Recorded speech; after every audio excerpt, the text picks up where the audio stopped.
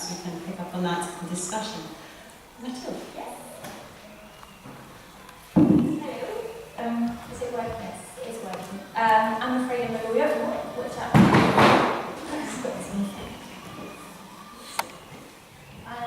And by lawyer, I guess I should have misrepresented it. I'm a PhD student in law, not quite a lawyer. My research focuses on copyright, that's what I'm going to talk to you about. And one of the very first questions the project asked is how could copyright law support or better support the work made by disabled dance artists? And the points I'm going to make are very much linked with the experience I had with the project as a researcher, as an interdisciplinary researcher. Because basically what we started with is like, what do you want the law to do? As an artist, as a disabled artist, what would you like, how would you like your work to be protected? And the answer we had, especially at conferences, or the answer I received was like, well, why would I need the law?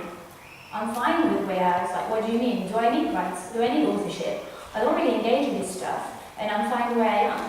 And this is true that the dance community has its own way of protecting work, of controlling the work. But at the same time, I responded to this sort of objection and pushback as, well, copyright is a way of getting income. Because as it was explained by Fiona before, it's a property-like right who could generate incomes. And if you're in a comfortable position of saying, I don't need more money, then fine, don't engage with copyright. But if on the other hand, you're suffering from the cuts that many artists, especially publicly funded artists, are suffering from, then maybe you want to engage with this narrative and with the legal framework of copyright a little bit more, and then it becomes relevant for you to tell me what you would like the law to make in order for me to see whether this is possible, because the legal framework is not perfect, but there's certainly a big room for improvement there. So that was the first point. And the second point, responding to that pushback from the specialists, was that actually the people around you are playing the copyright game. Broadcasters, producers, meant a lot of attraction from the creative industries coming into dance. It is a small world, but it's getting bigger, or at least it is more and more communicated via digital platforms, etc. And because they're playing that game, you might want to also, it's another reason for you to be more aware of it, so that you can sort of defend yourself, defend your work, and disseminate your practice the way you want it to be disseminated, and to the extent copyright allows you to control that. So these were sort of the interaction I had from this end. So now when we ask the question, is copyright law supporting disabled dance artists better or worse because they're disabled? The answer was no, and I was quite an easy answer, and I was a bit like, oh yeah, no, what's the next question? Because basically when we look at copyright law, what the law says is that, oh, you want copyright rights, so how is your work? And we're looking at characteristics attached to the work in order to grant protection, not attached to the author. So in that sense, whether you're disabled or not, it doesn't really matter if you're claiming authorship, if you're claiming legal authorship or copyright. So that's why we came to describe copyright as being blind to disability. It is also a very useful tool in a way that, unlike what the community might be struggling with regard to quality of the work, with regard to aesthetic shifts, copyright law doesn't give rights according to the quality of the work. It only gives rights according to whether it meets really specific requirements, which are categorization, whether your work as an artist fits in the boxes we want it to be, and as a dance art form you are, choreographic works are protected. We're looking at whether your work is fixed, if you have recorded it, if you have notated it. If so, then that's fine, you're meeting that second condition. And the third condition is whether the work is original. And that level of originality is actually really easily met. So those conditions have nothing to do with the aesthetics, with quality, and as such it is quite a good tool because we've bypassed that problem that the dance community might have when we're talking about works made by disabled dance artists. Now that is how copyright law could support it and how it is blind to disability. So basically what I'm saying is that copyright law doesn't protect less disabled artists because they're disabled. Doesn't mean that it's perfect. It's not going to protect you the way you want, and not because you're disabled, because it protects poorly maybe or badly all artists across the board. So copyright law is not perfect. It does choose its art forms over others in terms of protection. but it does not target disabled and non-disabled artists specifically. It just targets art forms and practices over others. So disability is not an issue really. We should be concerned when we're talking about copyright. But that is only one way of how we learn from our collaboration between dancers and lawyers. Because basically what I didn't expect so much is that it was much more of a two-way process. Working with non-lawyers and dancers specifically, I learned a lot about performance and about grading work, and I learned a lot about the flaws of the legal framework in this respect.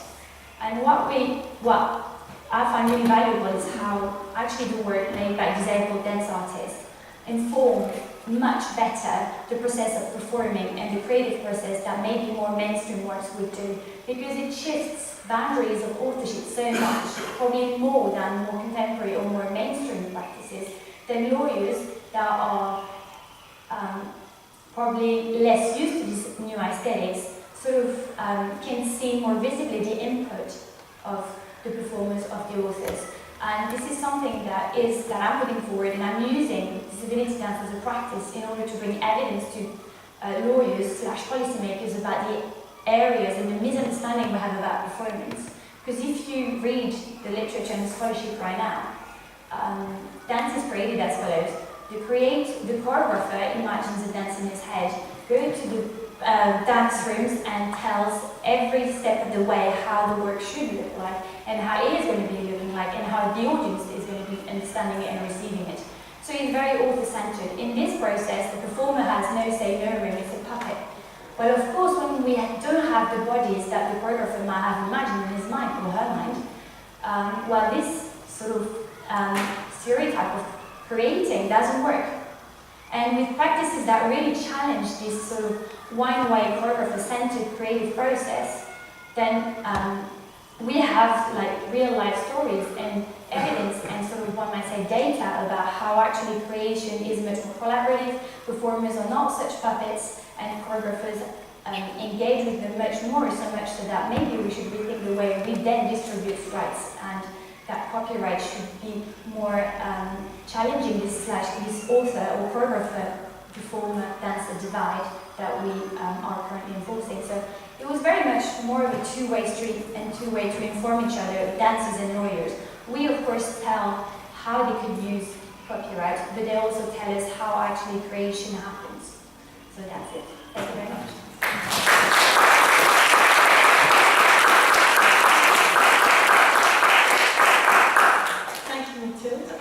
And you had fascinating reminders of how human rights and copyright and the creative process really can intersect, even if they perhaps do not do so in a manner which the law would suggest they really do. Sean. Thanks.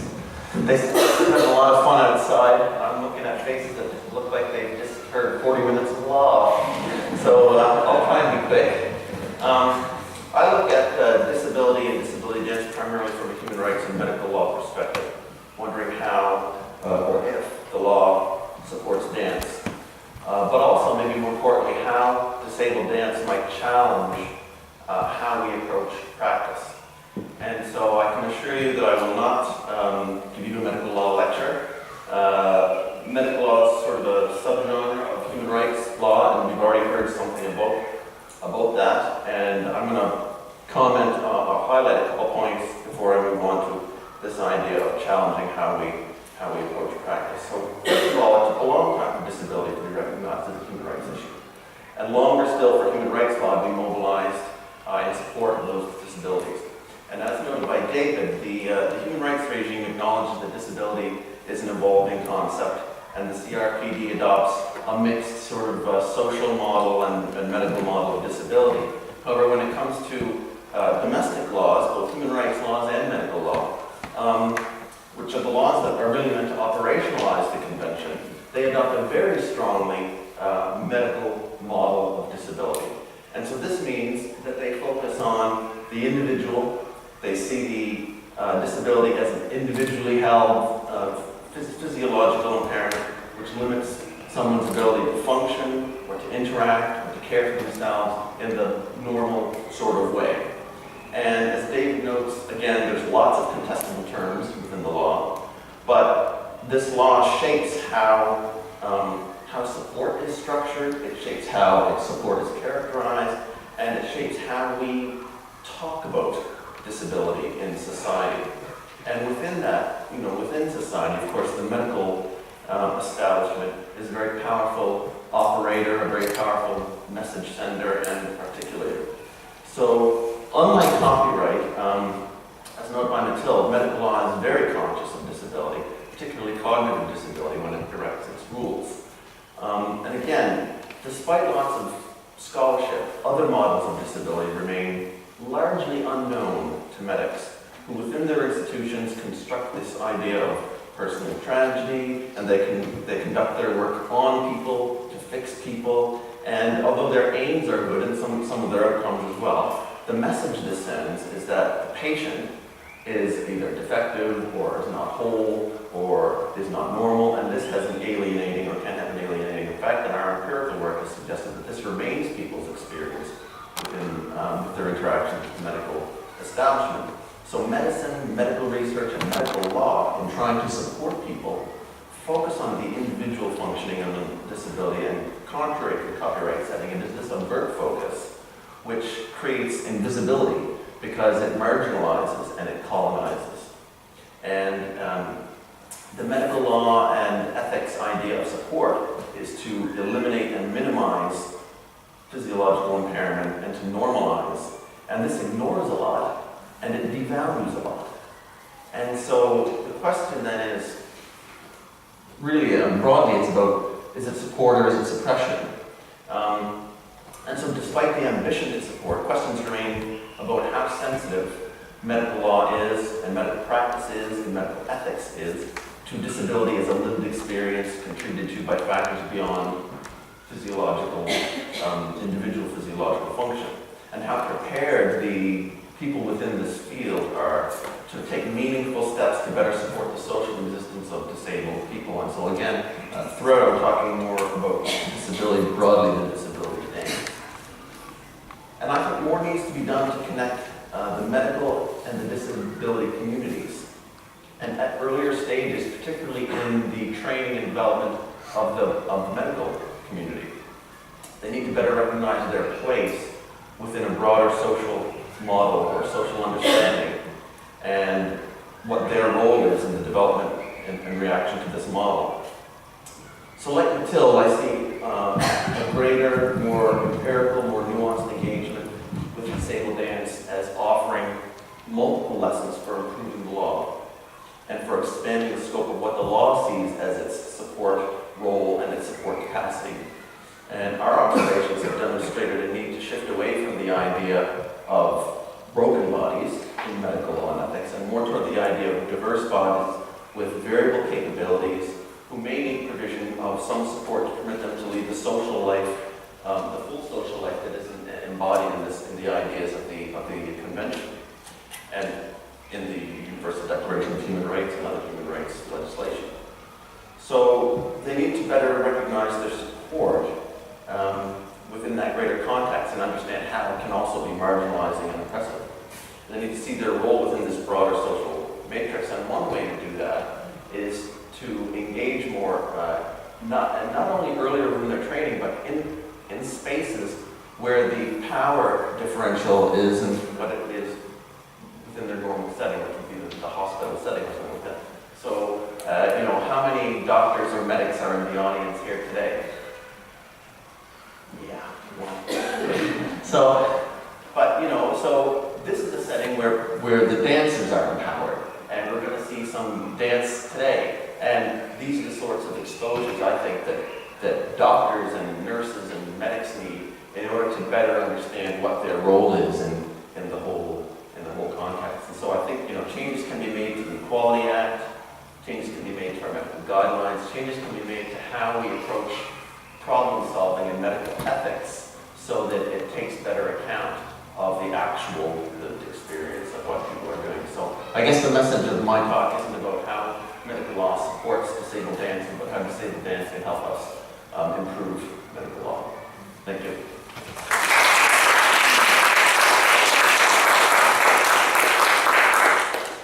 Sean, like some very fundamental questions there, and I think that also really starting just indeed, what do we really mean by support very fundamentally? What are those objectives? Do they vary? And I feel Luke might be leading us in some of those points. Maybe we might. Yes. No, you need to be mic. Can you use the mic? Thank you. Thank you, Rachel. I'm just going to pour some water.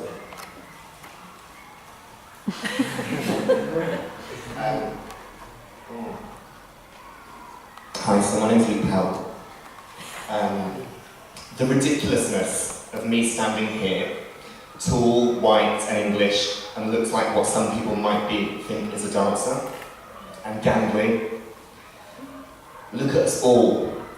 Look at all of you in this room. What gives me any currency to talk about any of this? My cultural heritage, as someone who collaborates with Catherine, with Kate, with Dan, with Kanduko, with Caroline. Or my cultural heritage because I identify as queer and gay, and therefore I fall into the Equalities Act of 2010. Because I'm an artist who lives in Scotland, who believes that dance is art, dance is ritual, dance is social, dance is political. Dance is, for me, an articulation of what it is to be in this world. It's ephemeral. We're here, we live, we die, we're gone. For me, dance speaks to that more closely than other art form. A very wise man once said to me, "Why watch dance? It's so much more fun to do." So I spent last night wondering about what I should say and what I want to say. I have a presentation which I could do for you, which is very useful, and it maps out ways that we've supported disabled dance artists in the UK, but it's a bit dry. And that's not really what I want to say. So I asked my friend Catherine last night for support. I said, this is what I think I should say, but this is what I want to say. And she said, say what you want to say. So I'm not going to offer my presentation on models of support, be they bespoke or integrated inclusion within mainstream society. And further to this morning, I'm not going to be good and do exactly the homework prescribed to me, because I've become increasingly bothered of late by this notion of support. I can't quite get past it. I'm not an academic. I'm not often in an academic context as much as I once was. I'm an artist. When I was a student in an academic context, and when I led a master's programme module on dance, disability and special educational needs, I was supported by my supervisors to develop a clear line of inquiry, to distill and articulate my thoughts and offerings in a manner appropriate to the institution's conventions. I don't do that anymore. I find it very hard. It's not how I am in the world. I think and I feel and sense and make in constellations. So this is what I offer you. And I'll say now, it takes me a while to arrive somewhere because I become distracted and fixated by seemingly irrelevant details on the way. On my train last night, there was a man. A man gently making his way through the carriage. On my train last night, there was a man in a mustard jumper, burnt red shoes. Wide, they slowly walked its full width. Long, white tapered fingers trailed, traced the seats, touched tacky plastic, stroked worn grey blue. And then suddenly, there was a woman behind him. She grabbed him beneath his arms and hurried him to his seat, pushing him down. Because his journey was too slow, too uncomfortable, too precarious, too interrupting, too challenging for her to watch, to witness. She made a choice to help, to give support, to interrupt the time that it would take him to get to his seat, to take him out of his time and put him in theirs, in furniture that keeps him sitting up, accommodated by whose reason? I made choreography this year with Joe Verrett and Caroline Bowditch. We took away the standing, we took away the seats, we took away this fixation of always being up, of being supported, to rise. We let bodies be low, be spread, be close to the ground. His lover passed away. If he had been married, if he had had a civil partnership, he would have been entitled to more support and copyright and property rights.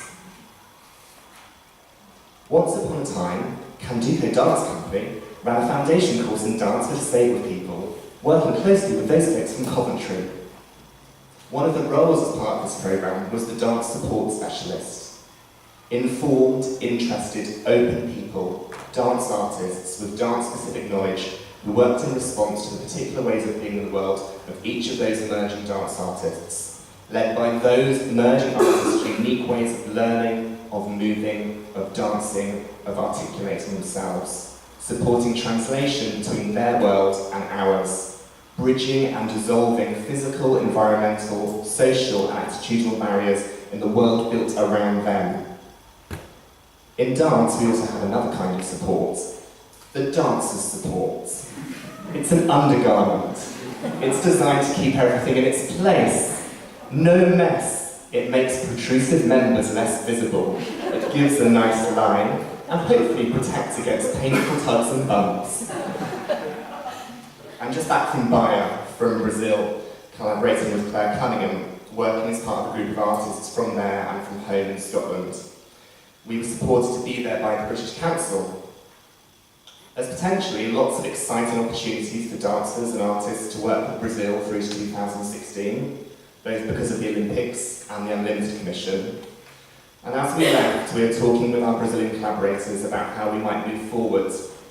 Our peers there said that we must remember that their universities, their funders, our funders, would want us to be the leads, to focus on what they can learn from us, how they can support, how we can support their disability in dance to evolve, how they can learn from the UK.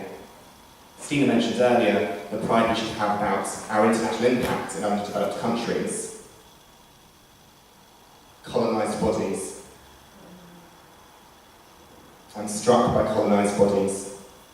A terrible tendency we Brits have of telling others how it should be done, how it could look like ours, how we could look like stick insects. With little to no knowledge of their lived experience or their worked experience. And so I think maybe we need to check ourselves. There was a beautiful line that came out as part of the Scottish referendum from a movement called Commonweal, which said, all of us first. And I find myself asking, when we say all of us first, do we mean all of us that haven't been first and sod the others, or do we mean all of us first? At the heart of why I make work is a genuine curiosity in others, in you, in your unique way of being in the world, and your cultural heritage, not mine. Because I believe each of our experiences of being in the world are unique. There is no homogeny. Disabled theatre, Jerome Bell and theatre horror, from mainland Europe, not England, a different set of values. Learned disabled actors. Perhaps a different set of values as Colette pointed towards earlier. They sit on seats, on stages, in theatres designed with hierarchies, imagined for one or two ways of being in the world or looking at the world. And perhaps the ways in which I have learnt have been supported to understand and receive theatre are upturned. Perhaps the way I think about dance and disability is upturned. Perhaps I am disarmed and bothered by what I hadn't realised we'd learned dance and disability should be. A perhaps perceived lack of autonomy, consciousness, evokes feelings of discomfort, affect, bother. But who is it that's bothered? It brings on a desire to see proper support, or control, or care for the performer, the artist, the audience, or the work. Whose voices, whose cultural heritage is present in this dialogue, in our dialogue today? When I look around the room and the landscapes I live and work in, I see a lot of folks who morphologically look very similar. I hear many who have a mastery of language. I shake hands and kiss on the cheek with many who have salaries to support them in supporting others, whilst others are wrestling for independent living, for funds to support basic choice, not control master's care, resources that should support living and working, moving, making, rather than being picked up, manhandled, plonked down in a special seat, safe and quiet, looking and learning a bit like us, and keeping all the beautiful mess out of the way.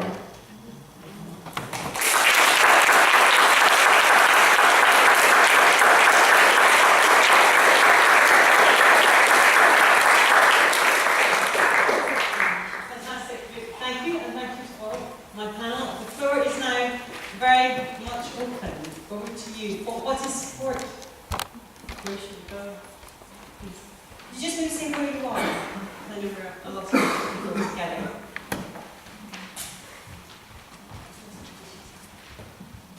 Hi, I'm Jude Gosling. I just wanted to really take a slight exception to the idea that there was no difference for disabled and non-disabled dancers over copyright, because I can think of at least four. From my perspective, if I'm using a personal assistant, I'm very much directing them, but I can very much see a situation for a personal assistant, particularly for somebody with learning difficulties, went to court and said, I had a role in making that work. Certainly my experience of the legal system is they have no understanding of disabled people at all, and that can be very much accepted.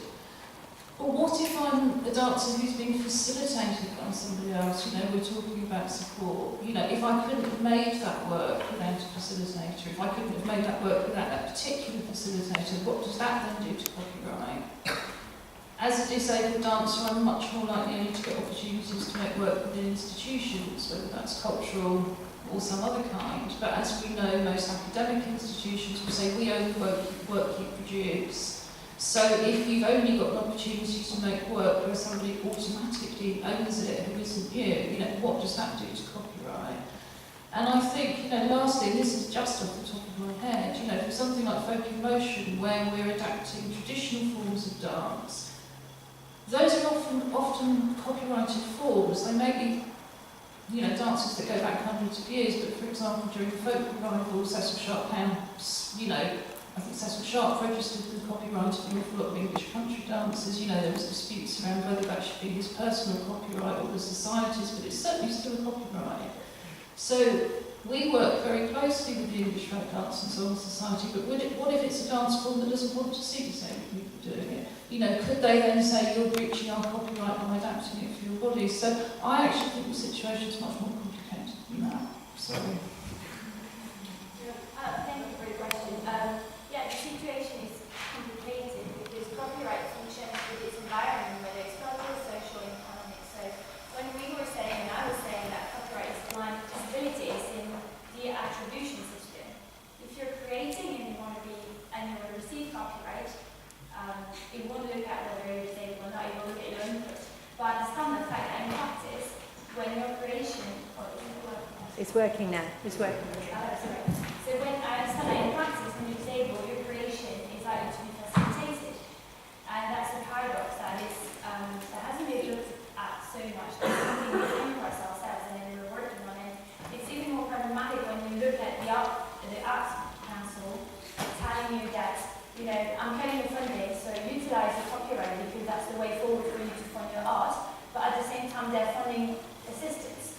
And assistance will obviously get in the mix of attributing because rights get in the way of the creative process. So the point you were just picking up on is really relevant and problematic in the matter of copyright and very timely because at the moment I don't think the council thought about that at all because they're functioning in parallel ways. They're bringing money to fund assistance and whether these assistance go across in creative industries in some way or another, it's not really looked into. And so when the funding of the creative industry says, use copyright, the fact that there are assistants there involved is not factored into at all. So I think it's a very good question. Disability coming into play one way or the other. When we're talking about attributing rights, it is true that whether you're disabled or not, you're eligible